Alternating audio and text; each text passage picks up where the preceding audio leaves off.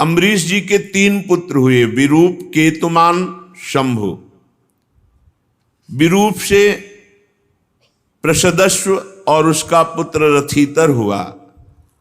रथितर संतानहीन थे। वंश परंपरा की रक्षा के लिए अंगिरा ऋषि से प्रार्थना की तो उन्होंने उनकी पत्नी से ब्रह्म तेज संपन्न कई पुत्र उत्पन्न किए। ये शास्त्रीय पद्धति पूर्व में थी कि जो परम पवित्र पातिव्रत धर्म धारण करने वाली स्त्रियां हैं, यदि पति से संतान नहीं हुई तो फिर ब्रह्म ऋषि से संतान उत्पन्न करने के विधान थे। वो भी ऐसे वेश बना करके, घृणास्पद भेष बनाकर नजदीक जाना, संकल्प के द्वारा या सहवास के द्वारा, गर्भधारण, फिर दोबारा जीवन में कभी सामने ना आना, ऐसी पद्धति थी। इसी पद्धति का रहस्य जानने वाली माता कुंती ने महाराज पांडु से कहा कि अब आपके द्वारा संतान तो हो नहीं सकती, क्योंकि शाप हो चुका है ऋषि का कि आप सहवास करेंगे तो मृत्यु को प्राप्त हो जाएंगे, तो आप आदेश करें, हम एक एक देवता को बुलाते हैं। तो सबसे पहले ये धर्म है कि नहीं, इसीलिए धर्म को बुलाया था। ऐसे ही भगवान व्यास देव जी द्वारा धृतराष्ट्र, पांडु और विदुर जी का प्रादुर्भाव हुआ इसी पद्धति से। तो इसी पद्धति से अंगिरा ऋषि से प्रार्थना की तो उन्होंने उनकी पत्नी से ब्रह्म तेज से संपन्न कई पुत्र उत्पन्न किए। यद्यपि ये सब रथितर की भार्या से उत्पन्न हुए थे, इसलिए इनका गोत्र वही होना चाहिए था जो रथितर का था, फिर भी अंगिरा ऋषि से प्रकट हुए इसलिए आंगिरस गोत्र के कहलाए। ये ही रथितर वंशियों के प्रवर कुल में सर्वश्रेष्ठ पुरुष कहलाए, क्योंकि ब्रह्म ऋषि की संतान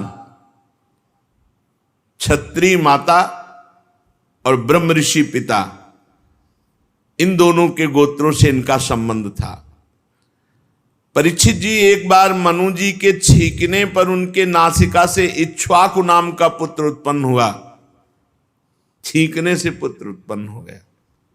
ऐसे तपस्वी, ऐसे भजनानंदी महापुरुष मनु जी महाराज।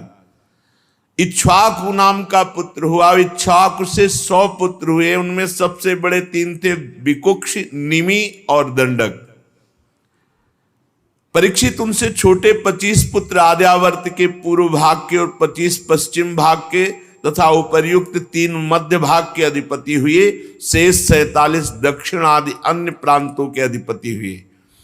एक बार राजा इक्ष्वाकु ने अष्टका श्राद्ध के समय अपने बड़े पुत्र को आज्ञा दी, विकुक्षे शीघ्र ही जाकर श्राद्ध के योग्य पवित्र पशुओं का मांस लाओ। वीर विकुक्षी ने बहुत अच्छा कहकर वन की यात्रा की और श्राद्ध के लिए शिकार किया। वो थक गया था, भूख भी लगाई थी, इसलिए ये बात भूल गए कि जो श्राद्ध के लिए शिकार किया उसे कभी खाना नहीं चाहिए, और उसने भूख के कारण खा लिया और बचा हुआ ला करके अपने पिता को दिया। इक्ष्वाकु ने अपने गुरुदेव से प्रोक्षण विधि से पवित्र करके श्राद्ध के लिए कहा, तो गुरुजी ने जो ही प्रोक्षण किया उन्होंने कहा ये तो दूषित हो चुका है, पवित्र हो चुका है, श्राद्ध के योग्य नहीं है। गुरुजी के कहने पर राजा इक्ष्वाकु को अपने पुत्र की करतूत का पता चला। शास्त्र विधान का उल्लंघन करने वाले पुत्र को देश निकाला दे दिया। तदनंतर इक्ष्वाकु जी ने अपने गुरुदेव वशिष्ठ जी से ज्ञान विषयक चर्चा की। फिर योग के द्वारा शरीर का परित्याग करके उन्होंने परम पद प्राप्त किया। महाराज इक्ष्वाकु के देहांत हो जाने पर विकुक्षी अपनी राजधानी में लौट आए और पृथ्वी का शासन करने लगे। उन्होंने बड़े बड़े यज्ञों से भगवान की आराधना की और संसार में शशाद के नाम से प्रसिद्ध हुए। विकुक्ष के पुत्र हुए पुरंजय, उन्हीं को इंद्रवाह और ककुत्स कहते हैं। जिन कर्मों के कारण उनके नाम पड़े थे उन्हें सुनो। सतयुग के अंत में देवताओं का दानवों के साथ घोर संग्राम हुआ था, उसमें सब के सब देवता दैत्यों से हार गए। तब उन्होंने वीर पुरंजय को सहायता के लिए अपना मित्र बनाया। पुरंजय ने कहा, यदि देवराज इंद्र मेरे वाहन बनेंगे तो मैं देवताओं की तरफ से युद्ध करके विजय दिला सकता हूं। पहले तो इंद्र ने अस्वीकार किया, परंतु देवताओं की प्रार्थना पर सर्वशक्तिमान विश्वात्मा भगवान की इच्छा मानकर एक बड़े भारी बैल के रूप में इंद्र बन गए। और पुरंजय को भागवतिक शक्ति प्राप्त थी। उन्होंने कवच पहनकर दिव्य धनुष तीखे बाण ग्रहण किए और बैल पर चढ़कर ककुद डील के पास बैठकर इस प्रकार युद्ध में तत्पर हुए और विजय को प्राप्त हुए। वीर पुरंजय ऐसा रोमांचकारी युद्ध किया जिससे दैत्य सब परास्त हो गए। बाणों की मानो प्रलयंकारी वर्षा की, क्योंकि उनको भागवतिक शक्ति प्राप्त थी। रणभूमि छोड़कर सब भाग पड़े। पुरंजय ने नगर धन ऐश्वर्य सब कुछ जीत कर इंद्र को दे दिया। इसी से उन राजर्षि को पुर जीतने के कारण पुरंजय, इंद्र को वाहन बनाने के कारण इंद्रवाह, बैल के कुकुट पर बैठने के कारण ककुत्सद कहा जाता है। पुरंजय का पुत्र हुआ अनेना, उसका पुत्र पृथु, पृथु के विश्वरंदी, उनके चंद्र और चंद्र के महाराज युवनाश्व हुए। युवनाश्व के पुत्र हुए सावस्त, जिन्होंने सावस्तीपुरी बसाई। सावस्त के बृहदस्व और उनके कोलाश्व, ये बड़े बलवान थे। इन्होंने उतंक ऋषि को प्रसन्न करने के लिए 21,000 पुत्रों को साथ लेकर धुंध नामक दैत्य का वध किया।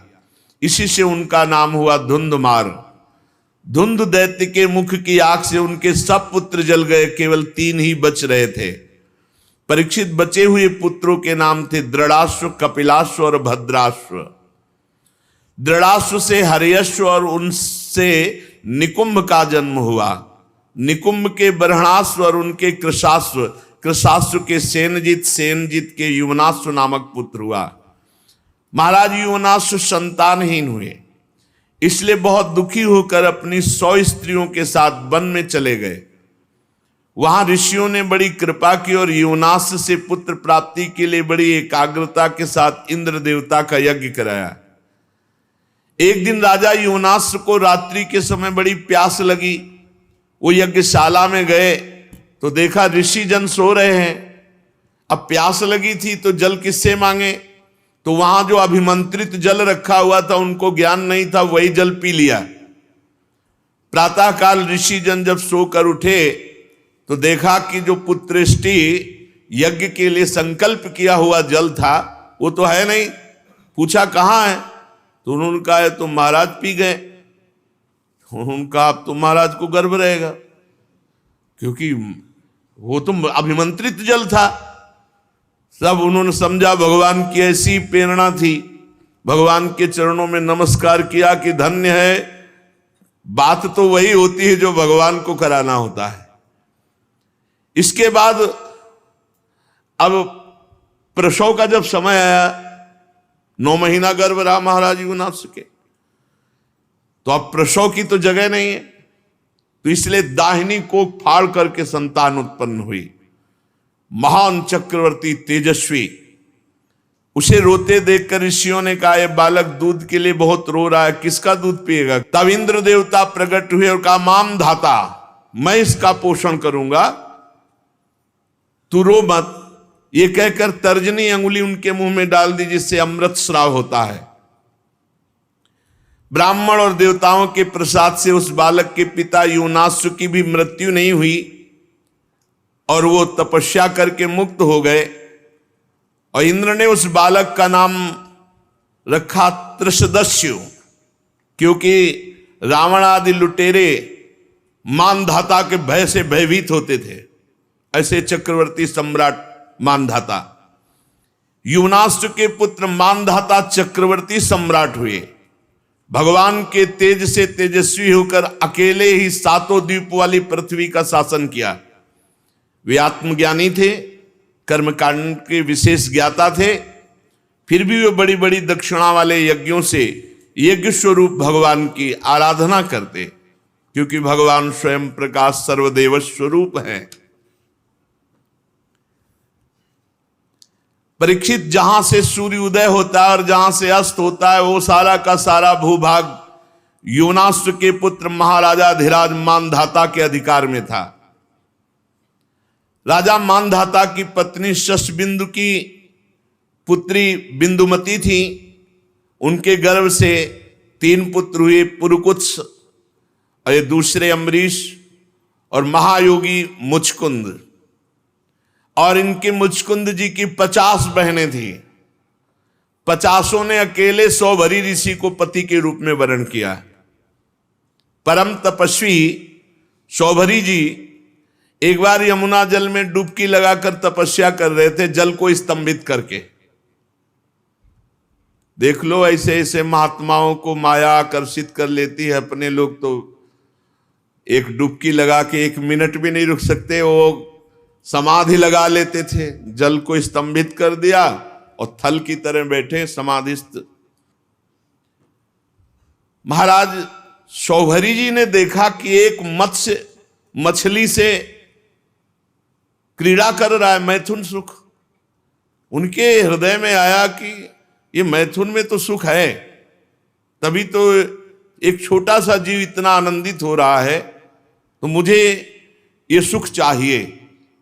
अब महान तपस्या के धनी सौभरी जी के मन में विवाह करने की इच्छा जग उठी। सीधे राजा मानधाता के पास गए। महल में 50 राजकुमारियां थीं। कहा कि एक भिक्षा में मुझे दो, मैं ब्याह करूंगा। अब बड़ी समस्या, शरीर से गंध आ रही मछली जैसी, जल में समाधिस्थ, हड्डी हड्डी दिखाई दे रही। कौन राजकुमारी इनको पसंद करेगी? तो राजा ने कहा कि ब्राह्मण, आपको जो कन्या पसंद कर ले उसे स्वीकार कर लो। सौभरी जी ने राजा मानधाता का अभिप्राय समझा कि तुम मुझे बूढ़े समझकर, कुरूप समझकर ऐसा बोले हो ना। झुर्रियां पड़ गई, बाल पक गए, सिर कंपायमान है, तो सोच रहे होगे कि सौभरी को कौन वरण करेगा। तो अब मैं ऐसा रूप धारण करूंगा कि तुम्हारी 50 की 50 झगड़ा करके हमसे ब्याह करेंगे। राजा से कहा, तुम आदेश दो अपनी राजकुमारियों को कि सौभरी जी महल में पधार रहे हैं, जो पसंद करे वरण कर ले पति के रूप में। अब तो ऐसा सुंदर रूप संकल्प से बना, तपस्वी महापुरुषों के लिए क्या दुर्लभ। देख लो, कामना जागृत हुई तो भजन का प्रयोग कहां होने लगा। ऐसा रूप की देवांगनाएं लालायित हो जाएं। सौभरी जी ने अंतःपुर में प्रवेश किया और वहां राजा का दूत पहले ही बोला कि राजकुमारियों, परम तपस्वी सौभरी जी पधार रहे हैं, जो पति रूप में वरण करना चाहे वो वरण कर लें। फिर तो 50 कन्या दौड़ पड़ी सौभरी जी के रूप को देखकर। इतना सुंदर रूप, सबने अपना पति बना लिया। सौभरी जी ने कहा, चिंता 50 चलो, 50 के साथ ब्याह करेंगे। अब वो कन्याएं तो बहुत सुखी हो गई, इतने सामर्थ्यशाली महात्मा पति के रूप में प्राप्त हुए हैं। एक दूसरे से कलह करने लगी और एक दूसरे से कहने लगी, ये तुम्हारे योग्य नहीं, मेरे योग्य हैं। ऋग्वेदी सौभरी जी ने कहा 50 के योग्य है, चलो। और अपनी तपस्या के प्रभाव से नई सृष्टि की, महल, उपवन, नगर, सबकी रचना यमुना किनारे की। सौगंधिक पुष्पों के बगीचे, परिपूर्ण कमलों से सरोवर, बगीचों में बहुत सुंदर सुंदर स्थान, महल, बहुमूल्य शैया, आसन, वस्त्र, आभूषण, स्नान, सुस्वादु भोजन, पुष्पमाला, दास दासियां सब प्रकट कर दी तपस्या से। जैसे राजा की बिरुदावली का बखान करते हैं सूत मागध बद्दीजन, वैसे ही पूरा सब वैभव। जब 50 से ब्याह करके चल रहे थे तो मानधाता को लग रहा था कि भोजन की व्यवस्था कैसे होगी, तो कहा कल यमुना किनारे आ जाना। तो सप्त द्वीपवती पृथ्वी के स्वामी मानधाता जी ने जब सौभरी जी के तप का प्रभाव देखा तो आश्चर्यचकित हो गए। उनके पास भी वो भोग सामग्री नहीं थी जो सौभरी जी के पास थी। तपस्या, उनका एक गर्व जाता रहा कि मैं सार्वभौम सम्राट हूं। सौभरी जी गृहस्थी के सुख में रम गए, अपने निरोग इंद्रियों से विषयों का सेवन किया, पर विषय सेवन से कभी काम तृप्ति थोड़ी होती। जैसे घी की बूंदों से आग तो और लपट बढ़ती है, ऐसे ही उनका असंतोष बढ़ा भोगों का। 50 राजकुमारियां, वैभव, सब सुख। ऋग्वेदाचार्य सौभरी जी एक दिन यमुना जी के तट पर बैठे और विचार किया कि अरे एक क्षण का कुसंग, मछली के एक क्षण के कुसंग से मेरी ये स्थिति हो गई कि मैंने सारी तपस्या खो दी केवल भोगों के लिए। अरे मैं तो बड़ा तपस्वी संयमी था, ये मुझसे चूक कैसे हो गई? ये मेरा अधा पतन तो देखो। मैं दीर्घ काल से अपने ब्रह्म तेज को अक्षुण्ण रख रहा था, परंतु जल के भीतर विहार करती हुई एक मछली के संसर्ग से मेरा ब्रह्म तेज नष्ट हो गया।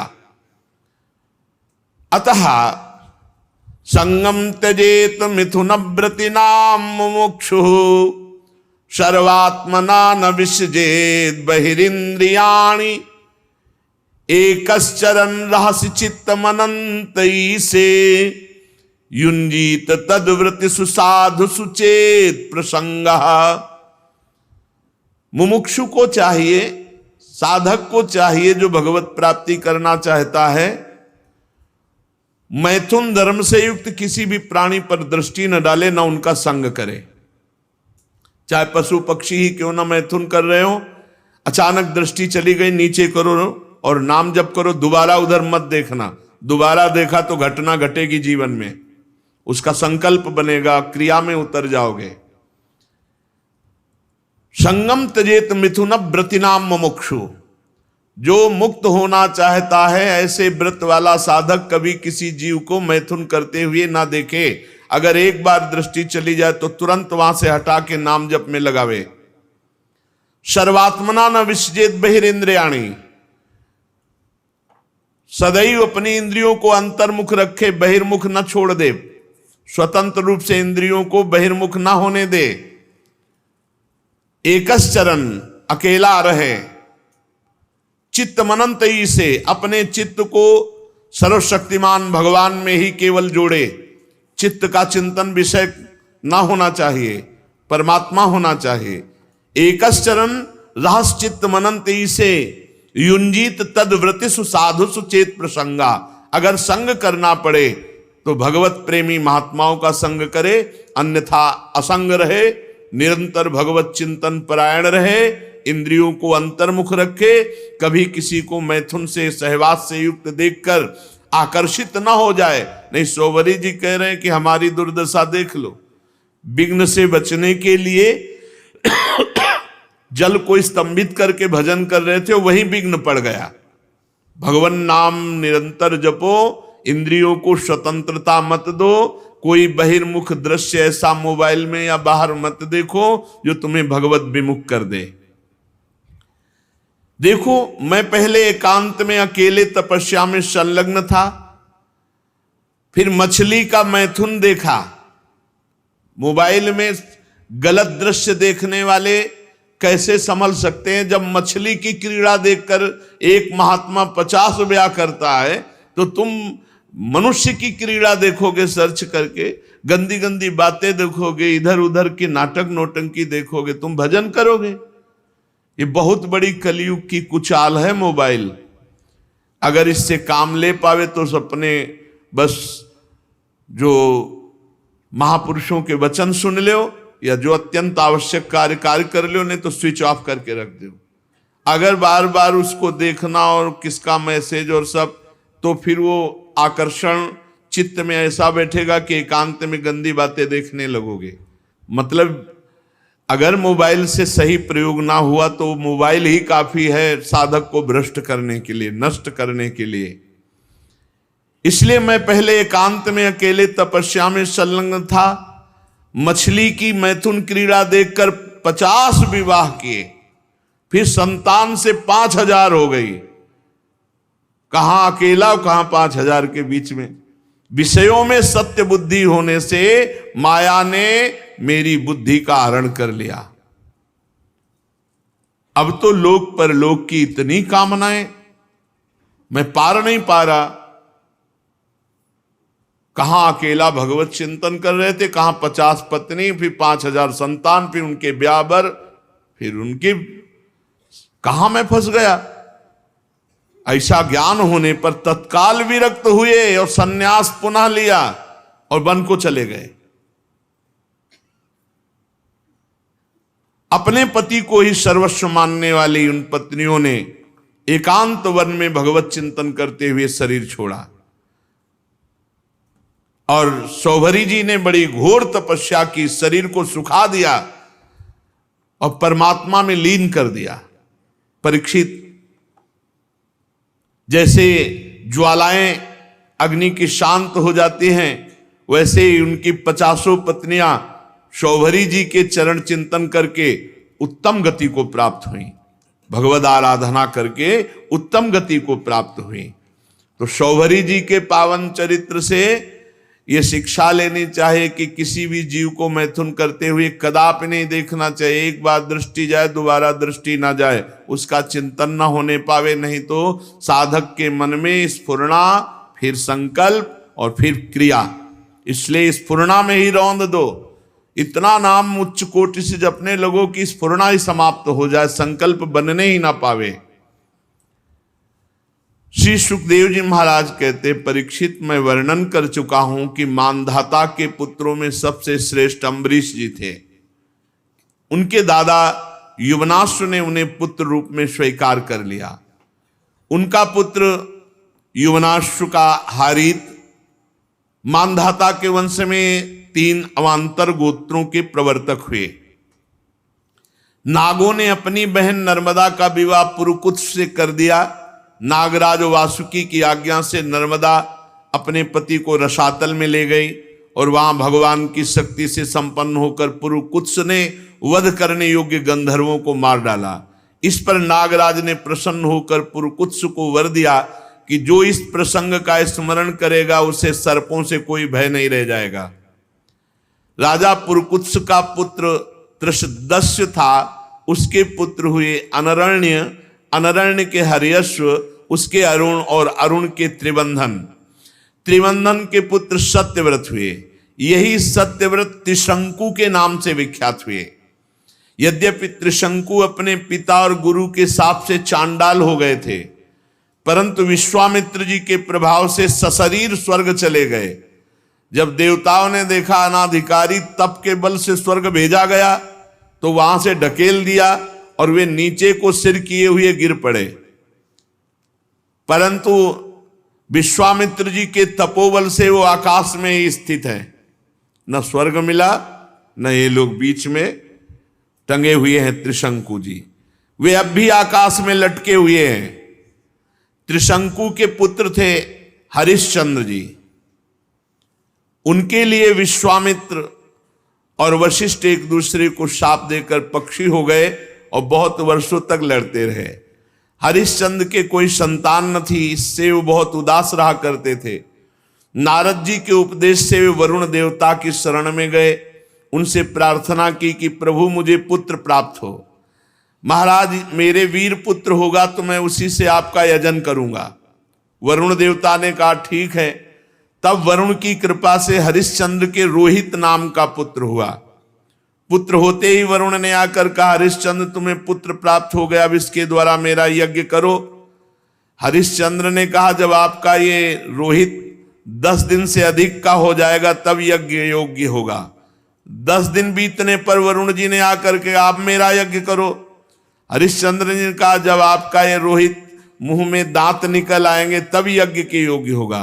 दांत उगाने पर वरुण देवता ने कहा अब तो दांत निकल आए, मेरा यज्ञ करो। हरिश्चंद्र ने कहा जब इसके दूध के दांत गिर जाएंगे तब ये यज्ञ के योग होगा। जब दूध के दांत गिर गए तो वरुण देवता ने कहा अब तो मेरा यज्ञ करो। हरिश्चंद्र ने कहा जब दोबारा दांत आ जाएंगे तब ये यज्ञ के योग्य होगा। दांतों के उगाने पर वरुण ने कहा मेरा यज्ञ करो। हरिश्चंद्र ने कहा महाराज क्षत्रिय राजकुमार तब यज्ञ के योग्य होता है जब वो कवच धारण करने लगे। राजा हरिश्चंद्र पुत्र के प्रेम से ऐसा टालते रहे, उनका हृदय पुत्र प्रेम में जकड़ा हुआ था। जो जो समय बताते वरुण देवता उसी की बाट देखते। जब रोहित कुंवर को इस बात का पता चला कि पिताजी तो मेरा बलिदान करना चाहते हैं, तो अपने प्राणों की रक्षा के लिए हाथ में धनुष लेकर वन में चले गए। कुछ दिन के बाद उन्हें मालूम हुआ कि वरुण देवता ने रुष्ट होकर मेरे पिताजी पर आक्रमण किया है, जिसके कारण वे महोदर रोग से पीड़ित हो रहे। तब रोहित अपने नगर की ओर चल पड़ा, परंतु इंद्र ने आकर उसे रोक दिया। कहा बेटा रोहित, यज्ञ पशु बनकर मरने की अपेक्षा है पवित्र तीर्थ और क्षेत्रों का सेवन करते हुए पृथ्वी में विचरण करना। इंद्र की बात मानकर वो 1 वर्ष तक और वन में ही रहे। इस प्रकार दूसरे, तीसरे, चौथे और 5वें वर्ष जहां जाने का विचार करते तो इंद्र देवता कोई न कोई रूप रख कर आते और उसे रोक देते। 6 वर्ष तक रोहित वन में ही रहे। 7वें वर्ष जब वो अपने नगर को लौटने लगे तो उसने अजीगर्त से उनके मंझले पुत्र शुनासेप को मोल ले लिया और उसे यज्ञ पशु बनाने के लिए अपने पिता को सौंपकर उनके चरणों में नमस्कार किया। तब परम यशस्वी श्रेष्ठ चरित्र वाले राजा हरिश्चंद्र ने महोदर रोग से छूटकर पुरुषमेध यज्ञ के द्वारा वरुण आदि देवताओं का यजन किया। उस यज्ञ में विश्वामित्र जी होता हुए, परम संयमी जमदग्नि जी ने अध्वर्यु का काम किया, वशिष्ठ जी ब्रह्मा बने, अयास्य मुनि सामगान करने वाले उद्गाता बने। उस समय इंद्र ने प्रसन्न होकर हरिश्चंद्र को एक सोने का रथ दिया। आगे चलकर मैं शुनासेप का महात्म वर्णन करूंगा। हरिश्चंद्र को अपनी पत्नी के साथ सत्य में दृढ़ता पूर्वक स्थित देकर विश्वामित्र जी बहुत प्रसन्न हुए। विश्वामित्र जी ने बड़ी कठोर परीक्षा ली हरिश्चंद्र जी की। एक दिन महाराज हरिश्चंद्र जी अपने राज्य के वन में भ्रमण कर रहे थे तो आवाज आई कुछ स्त्रियों की, रक्षा करो, रक्षा करो। महाराज हरिश्चंद्र ने विचार किया कि हमारे राज्य में कोई बेविचारी तो है नहीं जो ऐसा कर सके। उनके राज्य में कोई ऐसा नहीं था। बहुत कठोर शासन हरिश्चंद्र जी का।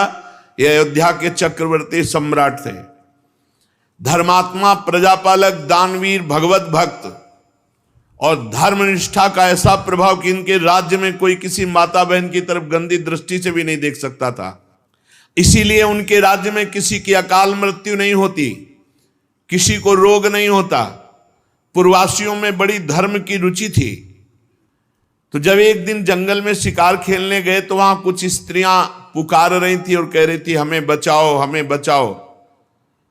राजा ने शिकार खेलना छोड़कर उनके समीप गए और कहा डरो मत, हमारे राज्य में ऐसा दुष्ट बुद्धि वाला तो कोई है ही नहीं जो इस अन्याय करके किसी स्त्री को ऐसे, डरो मत।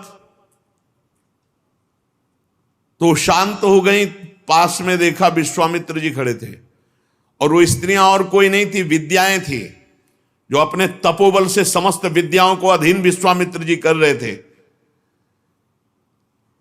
मूर्तिमती विद्या स्त्री होकर क्रंदन कर रही थी और विश्वामित्र जी उन्हें अधीन कर रहे थे।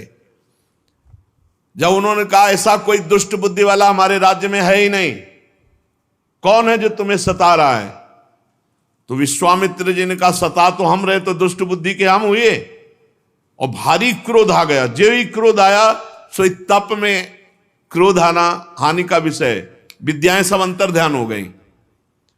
विश्वामित्र जी ने कहा इतना तप करने के बाद मैंने अपने क्रोध को संभाला था और विद्याओं को अधीन किया, तुमने मुक्त करा दिया, तुम बड़े दयालु हो। गुस्सा में कहा हरिश्चंद्र जी ने हाथ जोड़कर विनय पूर्वक कहा, मुनि मैं राज्य धर्म का पालन कर रहा हूं। राजा का कर्तव्य है, यदि कोई अनाथ कोई शरणागत किसी भी तरह सताया जाता है तो उसकी रक्षा करना कर्तव्य है। अच्छा तो फिर मेरी भी रक्षा करो, मेरी इच्छा अनुसार दान करो। राजा ने कहा आदेश कीजिए। तो उनका इस समय तुम्हारे पास क्या है? घोड़ा, खजाने की चाबी, दो। दान ले लिया और कहा दक्षिणा में हमें प्रचुर स्वर्ण चाहिए। कहा दिया, ठीक, चलो दक्षिणा दो। तो उनका खजाने तो पहुंचे, बोले मिथ्यावादी, जब खजाने की चाबी दे दी तो खजाना तेरा कैसे? हाँ ये बात तो है। और घोड़ा दे दिया तो जहां तक घोड़े की टाप गई सारा राज्य मेरा। बहुत दानी बनता है, बहुत उदार बनता है, विद्याओं की रक्षा करेगा तू, अब दे। तो उनका महाराज चिंता मत करो, हमारे राज्य में तो हमको कोई खरीदेगा नहीं और वो राज्य अब आपका हो चुका है। इसलिए राजा ने विचार किया कि सभी शास्त्र पुराण कहते हैं काशीपुरी भगवान शंकर के त्रिशूल पर बसी है और उसके अधिपति देवाधिदेव महादेव हैं। अतः वो परम दिव्यपुरी में चल करके अपने आप को बेचना चाहिए और जो बेचने से स्वर्ण मिले वो दक्षिणा में देना चाहिए। जो अभी चक्रवर्ती सम्राट थे, विश्वामित्र जी ने नंगे पैर निकाला राज्य से और जाओ बिको और दक्षिणा दो। अब परम सुकुमारी रानी सेव्या, पुत्र रोहित काशी को चल पड़े। मार्ग में मुनि ने एक माया रची कि राजा रानी और रोहित तीनों को अत्यंत प्यास लगी। बहुत सुंदर जल की, मीठे जल की सृष्टि की और आप बैठ गए ब्राह्मण के वेश में और कहा आओ पानी पी लो।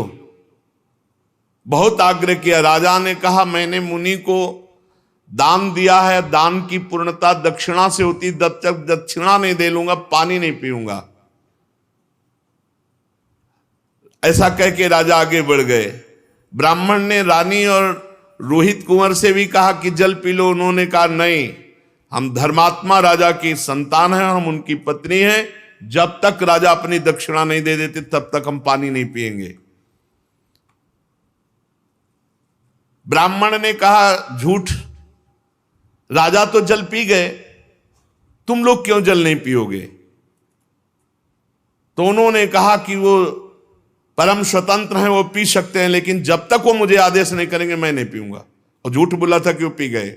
विश्वामित्र जी ने परीक्षा ली थी, बड़े प्रसन्न हुए और कहा जाओ जिस कार्य के लिए जा रहे हो। 1 महीने की अवधि मांगी थी, 1 दिन शेष रह गया।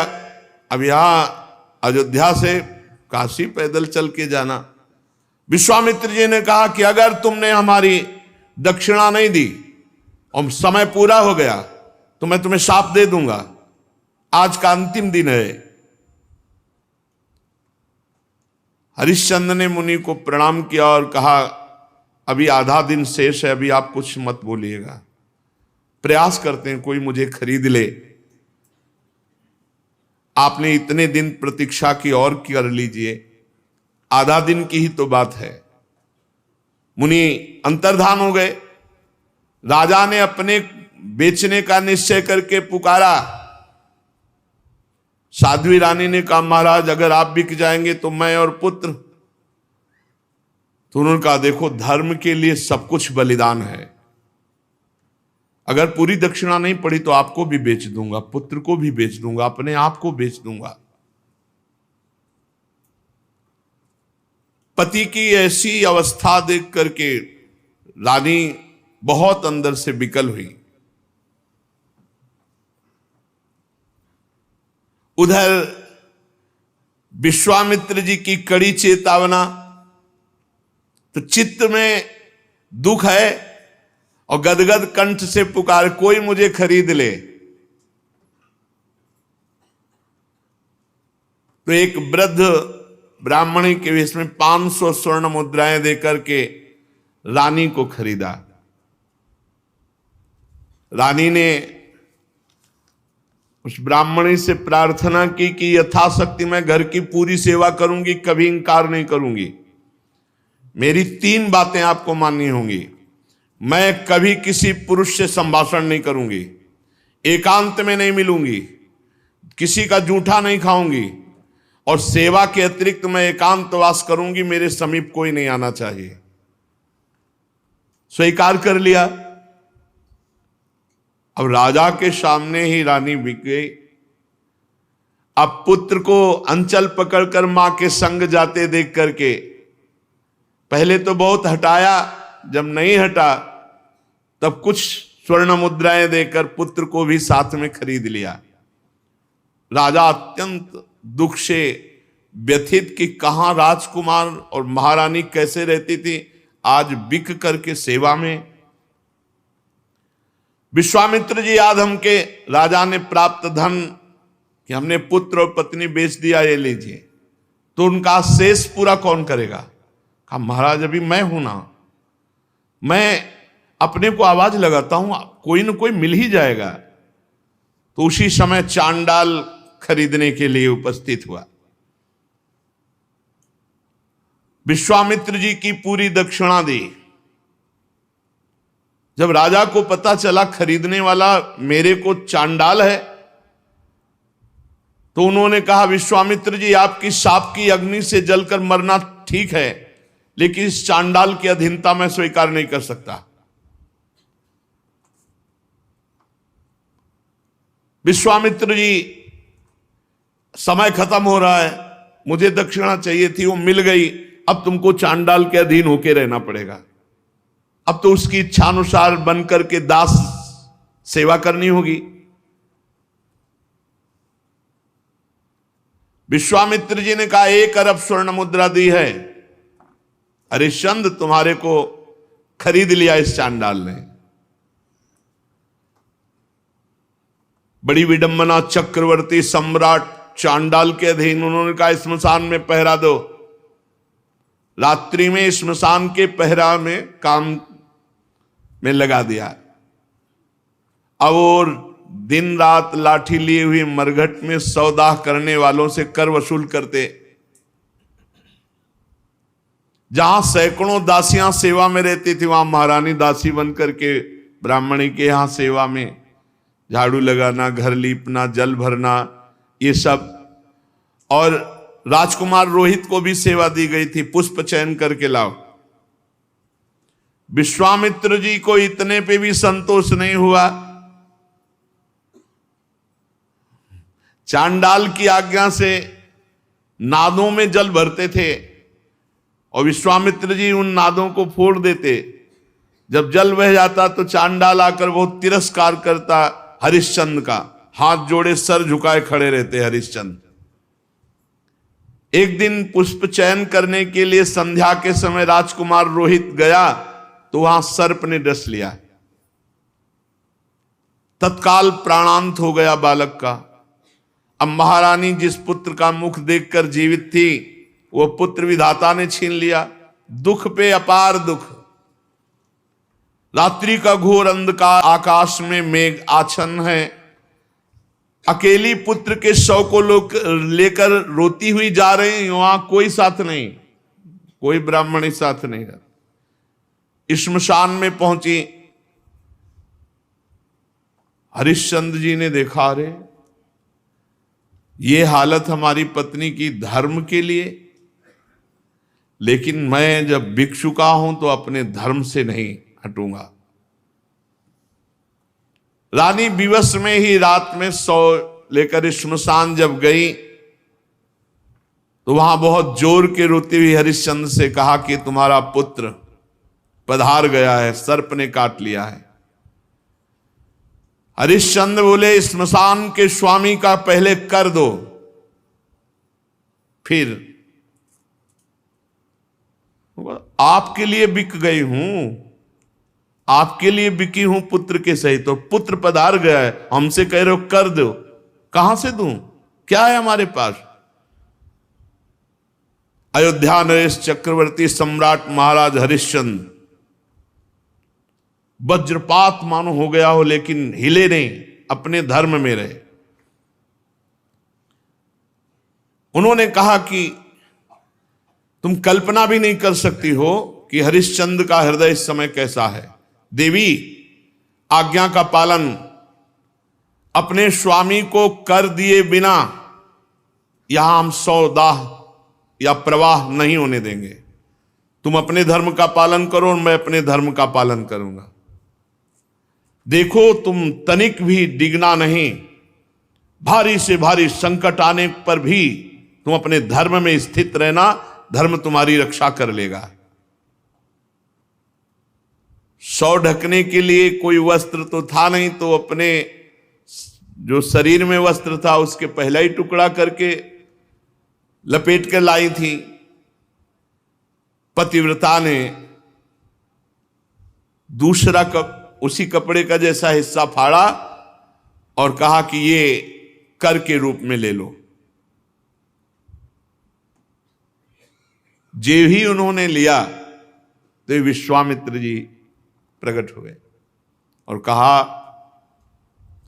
कि आपने वो करके दिखाया, कोई मैं एक महात्मा के वचनों का पालन करने के लिए या धर्म के पालन के लिए इस तरह अपने जीवन को, राज्य को, परिवार को। उसी समय जो चांडाल ने खरीदा था वो प्रकट हुए और कहा, जानते हो मैं मूर्तिमान धर्म हूं, तुम्हें दास कौन बना सकता है। जो धर्मात्मा पुरुष है उसको किसी की त्रिभुवन में ताकत नहीं कि उसे दास बना सके। साक्षात धर्म ने ही चांडाल रूप होकर के खरीदा था। साक्षात अंबा अन्नपूर्णा ने ही, जो ब्राह्मण के वेश में थी, वो कुंवर को और रानी को खरीदा था। देवराज इंद्र ने अमृत की वर्षा की, रोहित कुंवर जीवित हो गए। विश्वामित्र जी ने कहा, ये अपनी चाबी पकड़ो और ये लगाम घोड़े की, जाओ तुम्हारी जय हो, तुम माया पर विजय प्राप्त कर चुके हो। देवराज ने कहा कि अब तुम्हें मृत्युलोक का राज्य करने की जरूरत नहीं, सशरीर स्वर्ग की यात्रा करो। हरिश्चंद्र ने कहा, नहीं, मर्यादा है, धर्म कहता है तो पहले यहां हम तप के द्वारा शरीर छोड़ेंगे, फिर जो भगवान गति देंगे। तो अयोध्या में पुनः महाराज हरिश्चंद्र जी आए। प्रजा जय जयकार करती हुई बहुत सुख में निमग्न हुई। सत्यात् परो धर्मः, सत्य से बढ़कर कोई परम धर्म नहीं। और जो धर्म का पालन करने के लिए कष्ट सहता है उसकी सदैव विजय होती है। ऐसे महाराज त्रिशंकु के पुत्र हरिश्चंद्र जी थे, जिनका यश सत्य के लिए विस्तार को प्राप्त हुआ। शेष चर्चा के श्री राधा वल्लभ लाल की।